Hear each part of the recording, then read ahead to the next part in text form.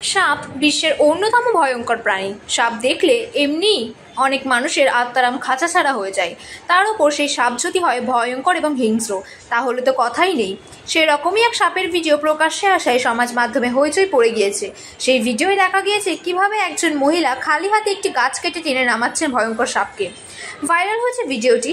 ঘটনাটি কোথায় এবং কবে ক্যামেরাবন্দি করা হয়েছে তাও ওই ভিডিও থেকে স্পষ্ট নয়। ভাইরাল সেই ভিডিওয় দেখা গিয়েছে রাস্তা দিয়ে যাওয়ার সময় হঠাৎই একটি গাছের নিচে থমকে দাঁড়ান এক মহিলা। গাছ থেকে একটি ভয়ঙ্কর সাপকে ঝুলে থাকতে দেখেন তিনি। সঙ্গে সঙ্গে মহিলা এক সাহসী পদক্ষেপ করেন, হাতে করে টেনে নামান সাপটিকে। হিংস্র সাপটি তার পায়ে ছোবল মারার চেষ্টা করে, জুতোয় দাঁতও বসায়, কিন্তু মহিলা শান্তভাবে দাঁড়িয়ে থাকেন, সাপটিকে মাটি থেকে তুলে হাসতে থাকেন। এরপর সাপটিকে হাতে ধরে থাকা একটি থলিতে পুড়ে ফেলেন। সেই ভিডিওই প্রকাশ্যে এসেছে। ভাইরাল সেই ভিডিওটি পোস্ট করা হয়েছে নেচার ইজ ব্রুটাল নামের এক স্যান্ডেল থেকে। ভিডিওটি ইতিমধ্যে বহু মানুষ দেখেছেন। লাইক এবং কমেন্টের বন্যা বয়ে গিয়েছে, সেখানে হইচই পড়ে গিয়েছে সমাজ মাধ্যমে।